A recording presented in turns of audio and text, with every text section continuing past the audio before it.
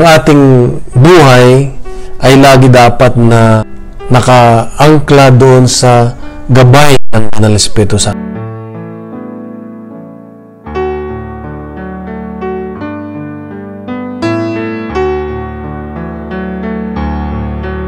Magandang gabi sa ating lahat. Kumusta na kayo? Ang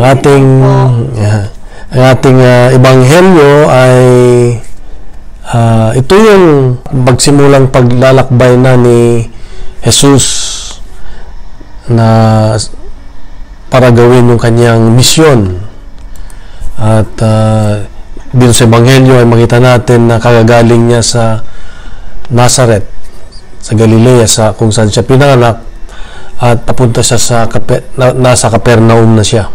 Yan, Capernaum. Sa buhay natin, kung gusto nating makuha yung atensyon o makuha yung mensahe natin na ibibigay sa isang grupo o sa isang pamayanan, gaya nito, sa isang community, isa sa mga natutunan ko ay magbigay ka ng isang istorya siguro o isang magandang alaala, ganyan, o magandang impresyon na ang mga tao ay magpo-focus sa'yo, hahanga dun sa kwento na isasabihin mo o yung mga galing sa yung salita. At pag sila ay nakuha mo na yung atensyon, ay pwede mo nang ibigay yung mensahe. Ito yung technique sa pagbibigay ng mga ganitong mga talk. Hindi yung basta magsalita ka lang doon para sabihin mo agad yung kwan. Pero karamihan ng mga magaling na mga speaker, kahit yung mga sermon ng mga pare, ganyan, sinisimulan nila sa isang kwento o isang bagay na nakakagulat, yan, o nakakatawa. Yung iba nagpapatawa bago sila pumunta doon sa kwento. So ganito yung ginawa ni Jesus. Kumuha muna siya ng atensyon ng mga tao nung magsimula siyang magmisyon. At ano yung ginawa niyang mga atensyon? Siya ay nagpagaling kaagad, siya ay nagturo sa sinagoga at namangha yung mga tao kasi ang kanyang binabahagi na ay yung mga salita sa kasulatan. So sila ay namangha sa kanya at nakapagpalaya siya ng masasamang spirito, nakapagpagaling. Yan. So dahil dito ay yung mga tao ay humanga kay Jesus. At dito sa kwento dito ay nung humanga yung mga tao sa kanya, doon niya naman ipinasok yung kanyang misyon at sinabi niya ang kanyang misyon ay yun nga, ipalaganap ang mabuting balita ng paghahari ng Diyos. So sa ebanghelyo natin, kung natandaan yung nakarang mga araw, ang unang pinuntahan niya na para sa kanyang misyon ay ang bayan niya mismo kung saan siya isinilang. Kaya lang hindi siya tinanggap, na reject siya kasi kilala siya at hindi sila parang siguro selos na rin o ano, dahil nakakamangha yung mga salita niya. Yan, ba't alam niya yung ganun at kilala naman siya na hindi ganun noon, ganyan. Bigla na lang siya nagkaroon ng karunungan. Pero nakita natin sa ebanghelyo nung kahapon na sinasamahan siya ng Banal na Espiritu Santo. Kaya siya yung mga lumalabas sa kanya ay talagang sinusunod niya ang sinasabi ng Banal na Espiritu Santo at yung sinasabi ng kanyang Ama. So mula nang umalis siya, kasi tinulak siyang paalis. Actually, kababayan niya mismo gusto siyang ihulog sa bangin. Buti na lang nakaligtas siya. Siguro nung una, gusto niyang doon muna sa bayan niya na lang manalagi. Kaya lang, hindi siya matanggap. Ginabayan siya ngayon ng Banal na Espiritu Santo na umalis doon. Kaya nagmula noon ay pag-alagala na siya. Tawag doon ay parang siyang nomad. Pag-alagala, lagalag, ganyan. Wala siyang permanenteng tirahan. At sa kanyang paglabas doon ay napunta na siya sa Capernaum. At dito sa Capernaum ay muli ginawa niya yung kanyang ginagawa. Nagpunta agad sa sinagoga, nagturo agad, at yung mga tao, at nagpagaling, nagpalayas ng masamang espiritu, at pinagaling pa niya yung biyenan ni Pedro. Pinagaling niya. So, dito makita natin na si Jesus ay, dahil nasa kanya ang Banal na Espiritu Santo, siya ay ginagabayan. Pinapakinggan niya kung ano yung sinasabi ng Banal na Espiritu Santo. Dito sa Ebanghelyo, nakita natin, nung matapos nung pagod na siguro siya, o natapos na yung kanyang mission sa buong araw, pumunta siya sa isang ilang na lugar, sa tahimik na lugar, at nanalangin.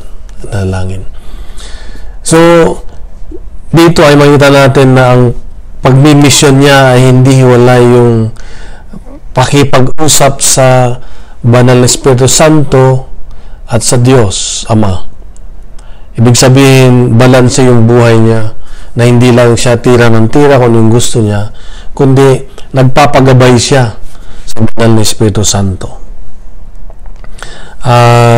Kaya nga nung time na namangha yung mga tao, sinabihan na siya na huwag ka nang umalis dito, sabi nila. Dito ka na lang sa Capernaum, sabi ng mga tao. Pero sabi niya ay kailangan umalis ako para ibalita ko rin sa iba yung aking misyon, yung mabuting balita sa paghahari ng Diyos. So, makita natin na ang Diyos ay hindi siya sinusunod niya kung ano yung gusto ng Banal na Espiritu Santo. Pwede naman niyang sabihin na okay, dito na lang ako, kaya ginawa niya dun sa isang lugar sa Samaria. Sinabihan siya ng mga tao, dito ka na lang muna. Sabi niya, sige, dito na lang muna ako. Kaya tigil siya muna doon. Pero ngayon, nung sinasabihan siya na dito ka muna, sabi niya, hindi, aalis ako, sabi niya. Nasabi niya yun kasi after siyang manalangin sa Banal na Espiritu Santo at ginabayan siya. Siguro sabi ng Holy Spirit ay umalis ka dito, pumunta ka doon sa susunod na lugar. Ang magandang natutunan natin dito ay muli ipinakita ng Diyos na una, may mga bagay sa buhay natin na tayo ay pinagsasaraduhan. Sasarado man yung pinto sa atin, gaya ng ginawa sa kanya sa Nazaret, ay meron pa rin mga pinto na magbubukas. So, at makita din natin dito na kung tayo ay sumusunod at sinasama natin ang gabay ng Banal na Espiritu Santo, laging tayo ay nagagabayan niya at natuturuan tayo kung ano yung maganda sa ating buhay. So, pag may nagsasara na pinto, ang Banal na Espiritu ay magbubukas ng ibang pinto para sa atin na mas makakabuti at masunod natin yung misyon na pinapagawa ng Diyos sa atin. So, ang ating buhay ay lagi dapat na nakaangkla doon sa gabay ng Banal na Espiritu Santo. So, maganda ang ating ebanghelyo ngayon ay nakatuon kung paano tayo magabayan ng Banal na Espiritu Santo. Gaya ng ginawa kay Jesus na sinusunod niya kung ano yung leading ng Holy Spirit. Hindi lahat ng gusto natin ay nangyayari, kundi sinusunod natin ang gusto ng Banal na Espiritu Santo. Lala ko pala, September 8 na, birthday ni Mama Mary. So, nalala ko kasi katatapos nyo lang yung nobina, narinig ko sa isang pare, sabi niya, ano yung pinagdarasal nyo sa nobina? Yung mga gusto nyo? Sabi niya, hindi sasagutin ni Lord yun. Dapat, pag nagdarasal ka ng nobina, ang prayer nyo ay kung ano yung maibibigay niya, kung sino yung maibibigay niya, hindi yung ano yung maibibigay niya pala. It's not about what she gives, but who she gives. Kaya pag nagnunubila daw tayo, isa lang naman daw yung ating ihilingin. Hindi yung mga kung ano-ano. Ang hilingin lang natin ay si Jesus. Lord, give me Jesus. Kaya pag nanunubina. Dahil if Jesus is with us, sabi nga, into our lives, then whatever happens, He is always with us. So, tandaan natin na pag nagnunubina pala tayo ay isa lang yung hilingin natin, si Jesus lang. So, patalastas yun.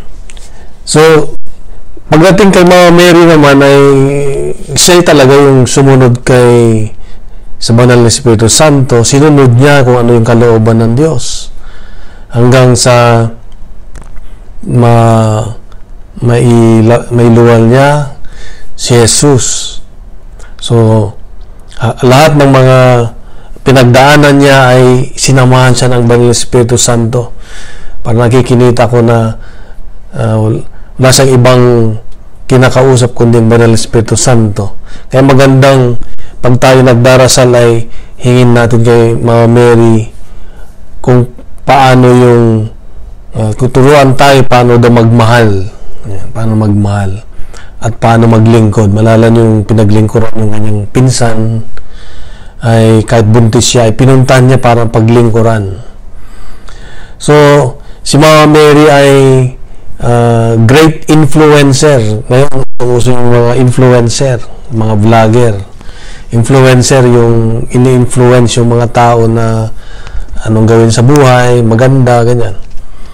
So, si Mama Mary is a good example of influencer kasi in-influence niya si Jesus.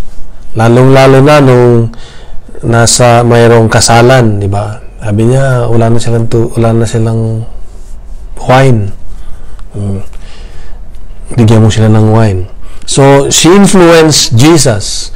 So, ang ganda ng papel niya sa atin, she can influence Jesus para sa atin. So, Mama Mary is a good inspiration for us na tularan yung kanyang pagsunod sa Banal na Espiritu Santo.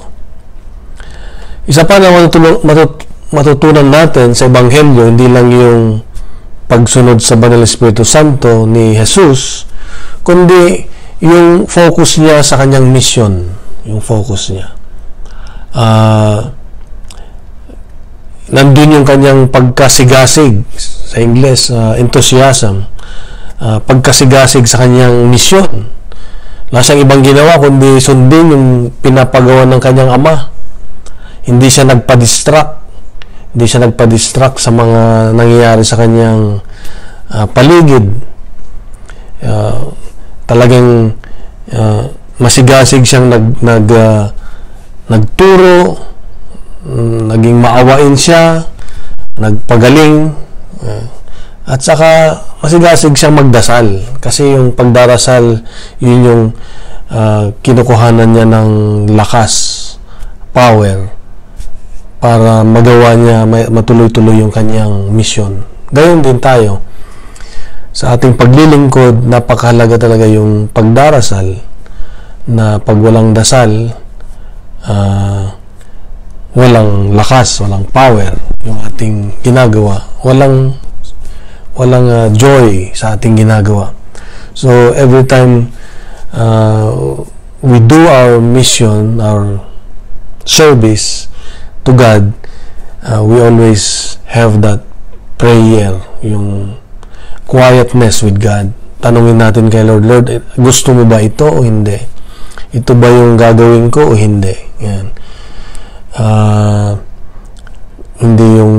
ng gusto natin ay mangyari.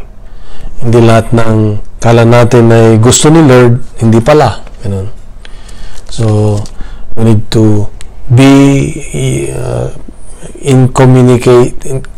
naka-communicate lagi sa Holy Spirit para magabayan tayo.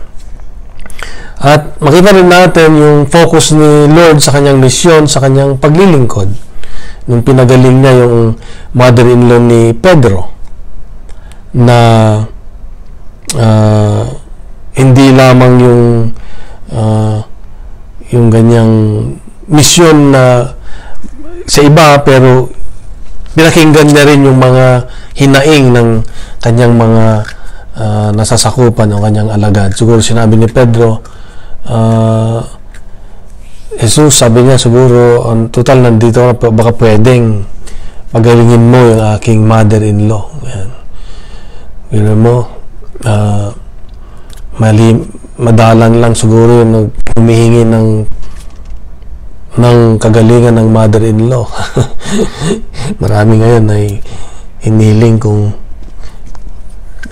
kailan kaya kailan kaya mawala para matahimik na ako, ganyan.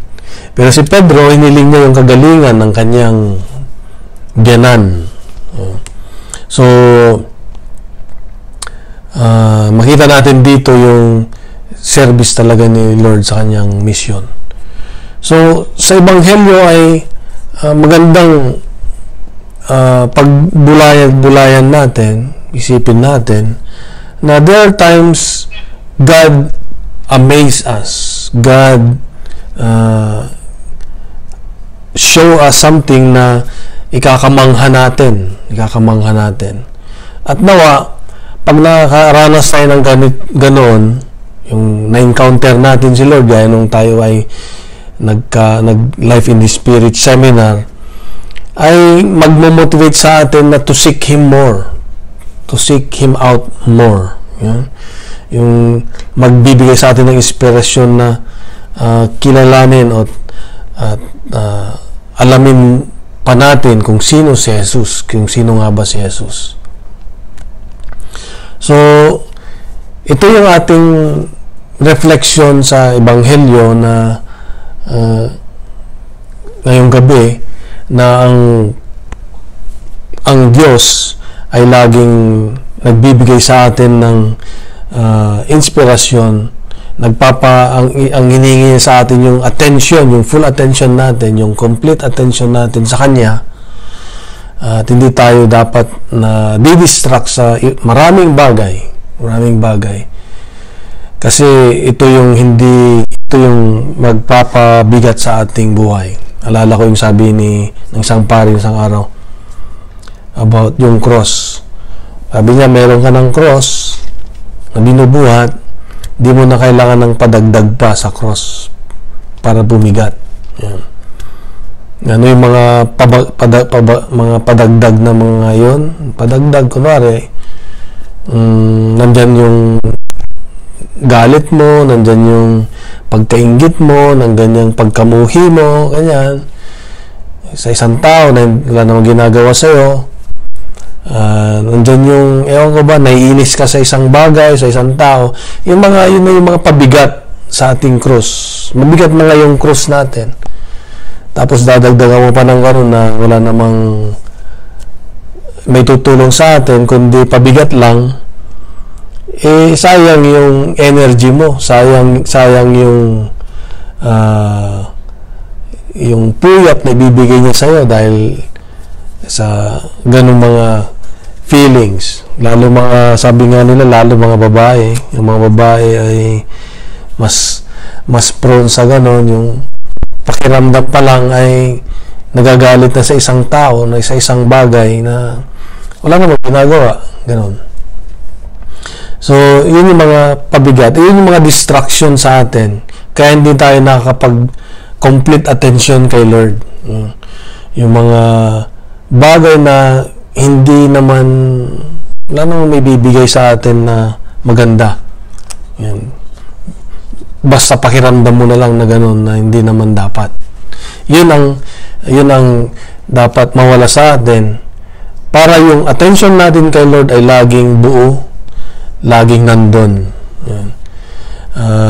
Pag ang iniisip lang natin yung krus natin na ipalaganap yung kanyang pagmamahal, ang krus kasi natin yung pakibahagi natin sa dala niyang krus na ipabalita yung mabuting balita sa kanyang paghahari, ay mas magaan ang buhay natin. Huwag na nating daragdagan pa ng kung ano.